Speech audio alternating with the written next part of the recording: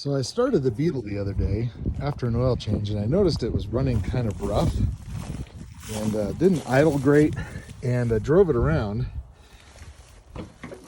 and it wasn't getting the power that I used to have. So I was poking around back here on the carburetor,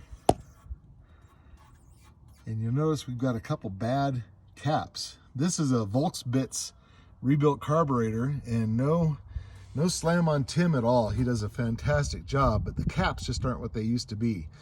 So I've bought a cap kit here, and I'm going to put a couple on, and we'll see how this works. So we've got a couple new caps on there. That gets rid of our vacuum leaks, and let's see how it runs and drives, or at least starts.